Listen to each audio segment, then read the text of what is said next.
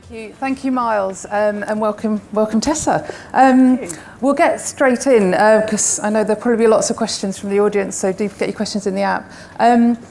We've published our report today, Workforce Transformed. We sent you an advance copy. What are your key takeaways? Did anything surprise you? Yeah, and well, first of all, thanks so much for having us here today. It's such a pleasure to be here and to see you all. This is a really, really important sector for us and for the economy and for Skills England, so it's just really a pleasure to be here. So I thought the report was really excellent, and so congratulations to everyone involved. I think many of the things that came out in the report are things that we are also seeing and picking up across many, many sectors. I think the things that really sort of resonated for me and the things that sort of made me sort of pause on were firstly, and I think you've been talking about this already today, firstly, this isn't a change that's going to happen, this is a change that's here now. Workforces are transforming, and the challenge for us is how is the skills system going to keep up with that, and how is the skills system going to deliver what you need for your future work, your current workforce and your future workforce. That's the first thing. I think the second thing is around the skills that we think people are going to need. So the report talks a lot about this and talks about kind of hybrid skills. So it isn't just, we know people are going to need digital skills, of course, but it isn't just that.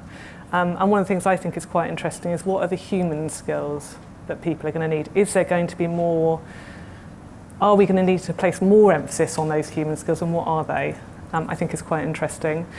I suppose the other thing I would say is that this sector is kind of leading the way in terms of technology adoption.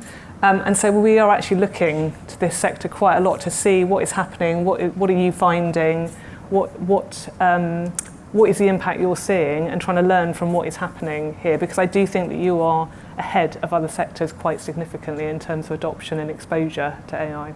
Okay, thank you. We'll might come back to that. So your role at Skills England is advising the government on what skills challenges are, how government needs to respond, and one of the key areas that you're expected to respond to is around industrial strategy, growth, agenda, etc. And it's themes that are touched on in the work that City UK do and other industry bodies.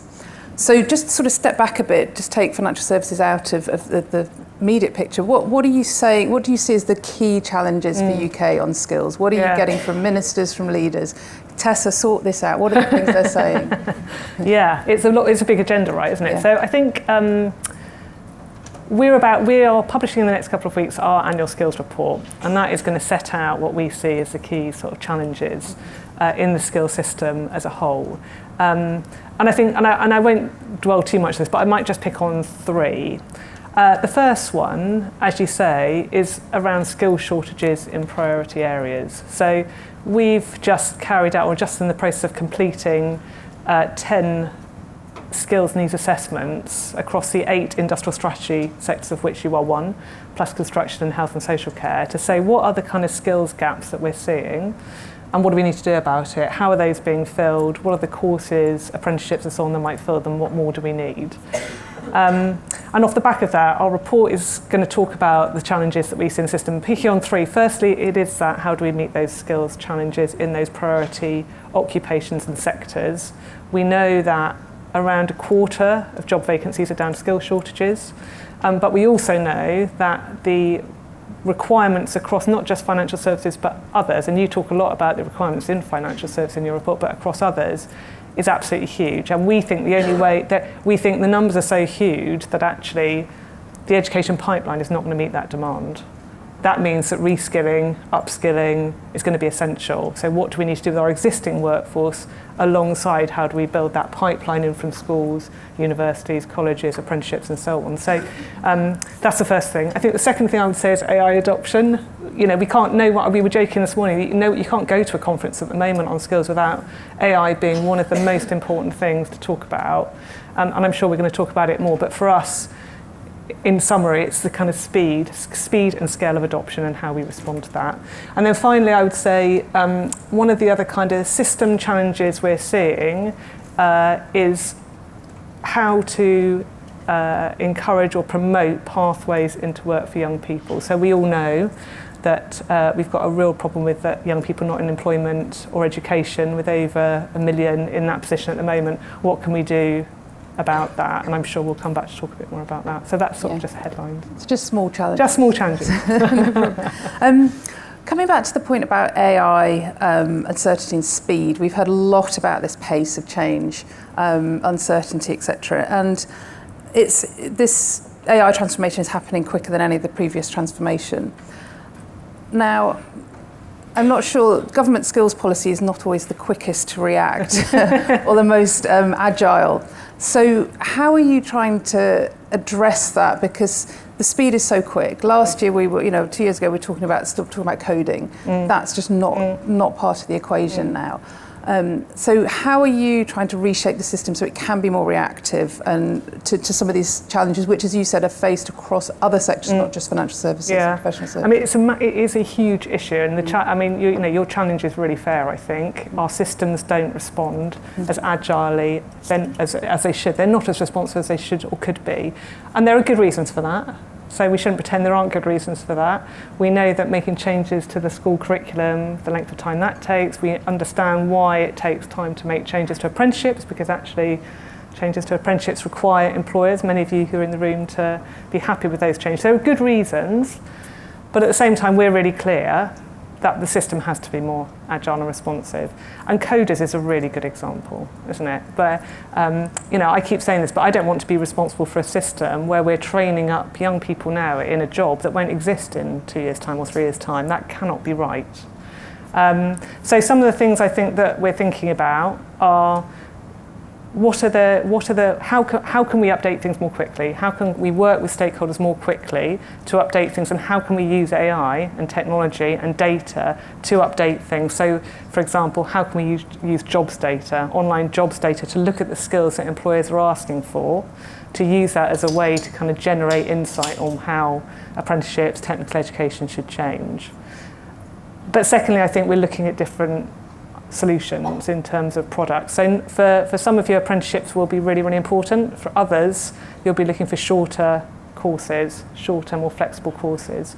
So what can we do on that front as well? And it comes back to the point I was saying about we're going to have to upskill and reskill our workers. I mean, you heard that really well, I think, from Lloyd's a moment ago. This isn't just about investing only in the pipeline, I would say.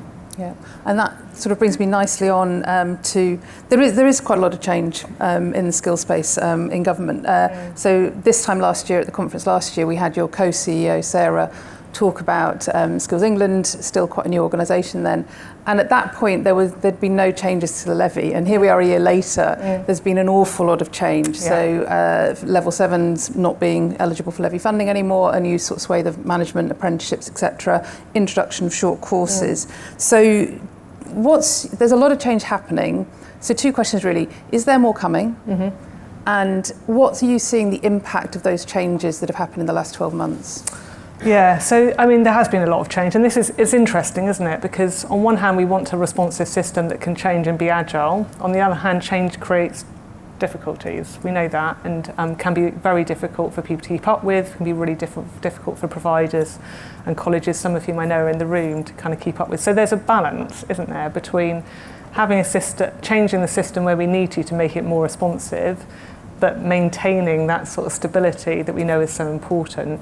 I would say that I think there's an ongoing debate for us collectively about who should pay for learning and development and education and training. So what does the individual pay for? And we're having, really interesting conversations on that in the context of the lifelong learning entitlement. So what should that be paying for? What should the growth and skills levy be paying for? How do we distinguish between the two? Should that, essentially government funding be used only for where a market has failed, for example? And then what does that individual employer government matrix kind of look like? And I mean, I don't have any answers on that, because I think we all need to kind of carry on having that debate. But I think that's at the heart of this. And I think, is more change coming? I mean, I don't know, but I wouldn't be surprised at all. I think part of our role in Skills England is to make sure that the government's got the most up-to-date evidence and insight, and input from employers to make sure that they're making evidence-based decisions, and that's what our role is in the system. But it'd be interesting to hear people's views on that in a bit. And I am getting some questions coming in on the app, so do keep them coming in. But on that, one of the things that we know, that there's around 100 million in levy that is unused by financial services firms, that expires and goes into the government's levy budget effectively, or skills budget. And I guess one of the questions is what are government's priorities around that? Because there is, not endless money in the system. No, yeah. And where's that tension between where sectors and employers want to use that levy, but also where government have priorities? Yeah. This is some of the really tricky stuff, isn't it? Because what we know is that, on one hand, we know the value, for example, of level 7 apprenticeships, and we've published evidence on that, and you'll have read that. We know how valuable those apprenticeships are, particularly in your sector, but also in others.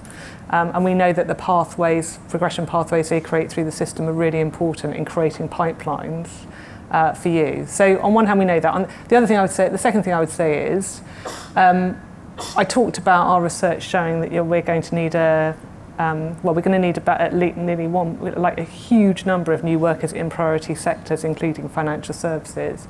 2/3 of those will be at level 4 and above, so above A level. So that pipeline has to be driven from somewhere.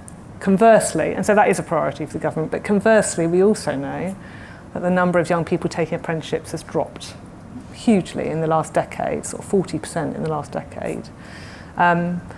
And the number of young people who've been able to benefit from an apprenticeship as as career starters, as a way to start their career and build their career, has dropped significantly. So the question is how do you balance those two priorities? How do you balance the and it's more than two, but if you just look at even those two, it's really hard. Where do we put our kind of marginal pound? And I think the government has been really clear that they want more young people to be taking apprenticeships, and they want apprenticeships to be taken up by those who are starting out on their careers. Leads to hard choices, though. Yeah, no, absolutely. And I think the conversations is we've seen more apprenticeships last year in financial services amongst our members. The number of apprenticeships went up by 5%. The number of graduate roles went down by 2%, but overall the early career hiring was up. But then I can see the government's priorities around NEETs and young people out of work is attention, and there is a balance there. I'd be interested to know if there's a way to navigate and meet both ends of those needs. And I think, what I would say is that we are not going to have growth, are we, unless we invest in those sectors we talk about in the industrial strategy, including financial services. So we are going to have to invest in those to have growth. At the same time, if we don't invest, there will not be the jobs for young people to take. So it's got to be a kind of dual approach, right? There won't be the jobs there unless we kind of invest and unless we grow those sectors. So for me, it's hugely interlinked. You can't do one without the other, really. Yeah, and I think one of the things is how can we help that employability pathway? We've talked a lot about early careers this morning. We do hear a lot from firms that the people coming into the labour market aren't quite employment ready, they're not workforce aware, etc. Maybe that comes back to your point about what's in school curriculum as well. But what are some of the things that the government can do to support employers with that employability training, especially if the entry rung on the ladder in financial services is getting more highly skilled? It's a great question. We ran 3 summits earlier in the year or last year on this issue of youth employability. So we ran one with young people, one with employers, and one with regional stakeholders, including strategic authorities. And what was quite interesting about that, sort of 3 things emerged really. Firstly, young people were saying, I think I've got a whole set of skills here, but they're not really recognised by employers. What employers are saying they want is work experience, and they want paid experience, and they want qualifications, whereas actually what I've got is something a bit more informal, but I still think they're really important skills. I just don't really know how to describe them.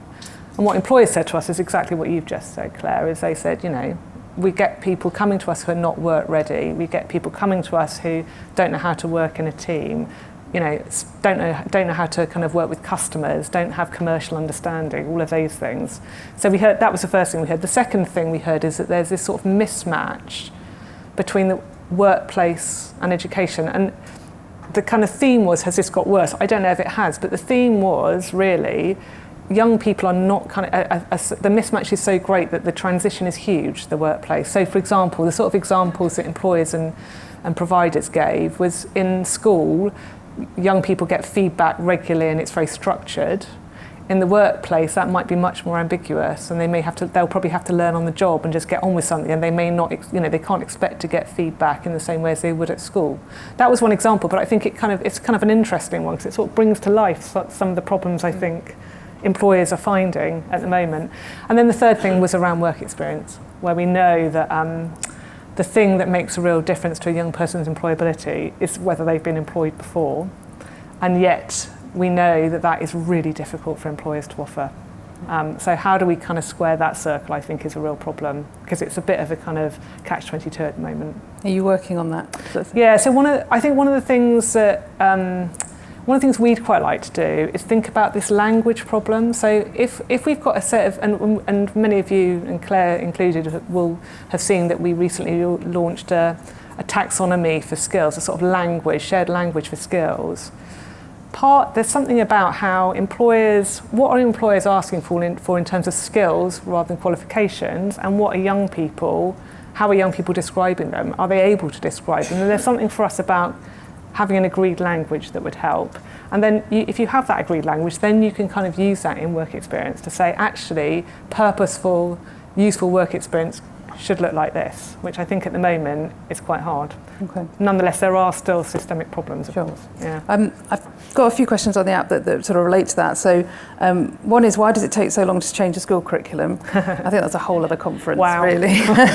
And are there any initiatives that you're working on with the Department for Education about skills being embedded in the national curriculum? Yeah, I mean, they're great. They're really great questions. Whoever asked those, I think you're exactly right, because although Skills England has a post-16 focus, actually so many of the issues we're talking about are, well, I hate to say it, but like sort of from school, like age 5 onwards, aren't they, really? So some of the work we're doing with the Department for Education is around employability in schools. How can we kind of get that? How can the kind of pathway through schools, colleges, universities and so on, how can we have a kind of employability thread that runs through it? I mean, the challenge on why does it take so long to change the school curriculum, I mean, we could be here all day talking about that. That did used to be my job many, many, many years ago, but I think you probably need someone else to come and talk to you about it. But essentially, the example I always give is that I've got a 15-year-old who's studying GCSEs. It's probably going to be, I mean, if I'm lucky, 5-6 years before he enters the labour market. It's a really, really long time. And he's doing computer science, and he's learning about coding. That is just a kind of example of the challenge that we all have, I think, with our education system. It's a long pipeline, isn't it? So going sort of the other sort of entry routes in, more career changes, more sort of experienced hires. Question here about how can we encourage more career changing, more shifting between sectors? And there's also a question here which is kind of related about how can we incentivise businesses to reskill, redeploy, move talent? And as I said, reskilling and upskilling is going to be crucial, right? I'd be surprised if you didn't all say that. I think that's what we all think, that there is going to need to be upskilling of our existing workforces, no doubt, but also people are going to need to move across, probably professions, sectors, occupations. We recently did a call for evidence on skills passports. We're quite interested in the kind of portability of skills across sectors and a place. Hopefully that kind of call for evidence was closed, but hopefully some of you responded to that, and we're going to be publishing our findings in due course. But some of the themes emerging from that, this won't surprise you. The first one is government shouldn't make the decision on any of this. This is kind of, this should be down to sectors and in some cases places, because actually having some sort of skills passport or some sort of something like that across a place might actually suit quite a lot of people and might work quite well in a number of different areas and sectors. But also we've got some sectors that are doing this brilliantly already. So what can we learn from them and so on. But having something which says these are the skills I have and this is what I need to develop, it's an interesting idea. Yeah. I think the skills passport is something that we are happy to continue the conversation. It would be good to talk more about it, I think. Yeah. I am going to open up if anyone's in the room who wants to put their hand up and ask a question. There's one at the back. Hi, thanks very much. Sophie here from Greenbeam. Just a quick question around those behavioural skills. You're talking about early careers and them being built in education, but a lot of those behavioural skills comes from a home environment. Are you looking at sort of support given to parents to help build those kind of critical skills around adaptability and resilience? Because I know that I'm trying to do that in my 2-year-old at the moment, even though that's 20 years away from education, but all the support is welcome. Yeah, I mean, it's a really great question because you're right. A lot of the skills that many employers say to us that they really are not seeing when young people are coming forward are actually some of those skills that are probably very, very difficult to deliver in schools. And so many employers have said to us, we need someone who will walk into a room and look me in the eye, someone who can shake me by the hand, someone who can take a phone call, which, most young people are really, really unsure about taking a phone call. So it's this stuff that actually, as you say, is you're not really going to be delivered in a school environment. It's these wider kind of social skills, I guess. And part of the challenge, of course, from a kind of national perspective is we look and we see large numbers of young people who are not going to be getting that from their family environment for all sorts of reasons, and how do we help those people who aren't going to be getting that from their family environment, and that is the real challenge, I think.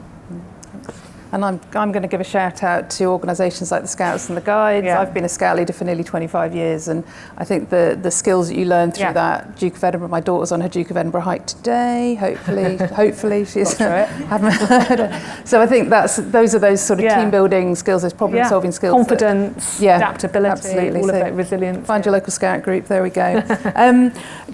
We've got a few more questions on the app and I'm going to come back to the room.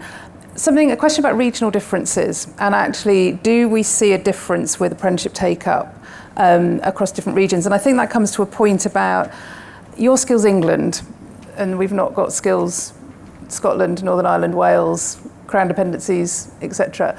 How do we navigate skills being a devolved matter? Yeah. And do you see those regional differences in provision, take-up, etc.?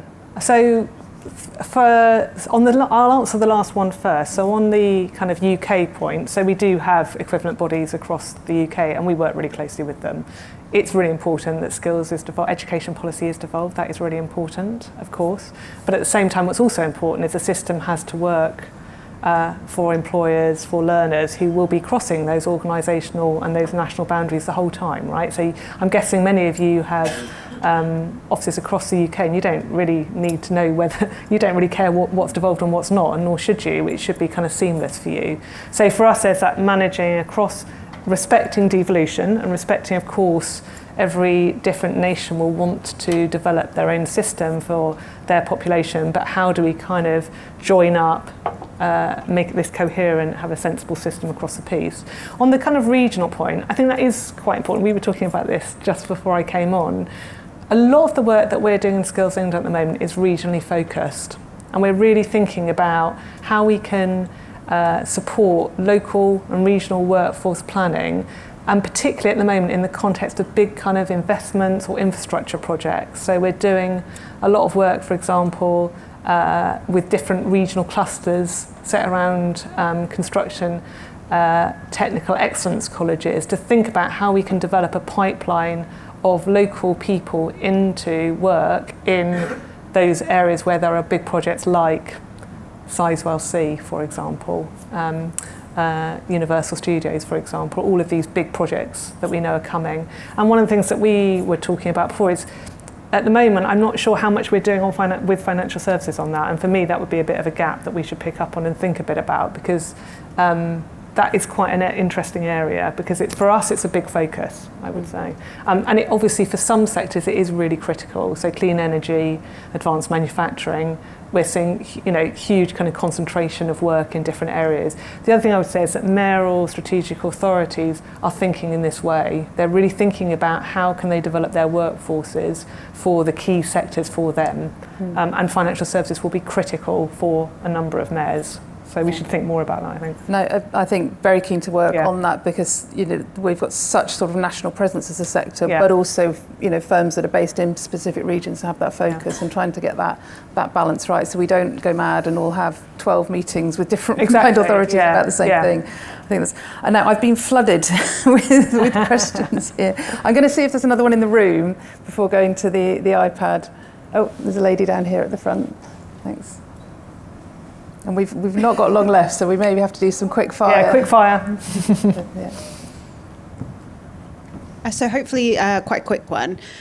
So talking about the theme earlier of kind of perfection being the enemy of the good, you both just referenced some really good places to grow skills, Scouts, Duke of Edinburgh, as well as in the home. But you also then talked about how paid experience is what employers are looking for. So it's an obvious gap there. How are we challenging that?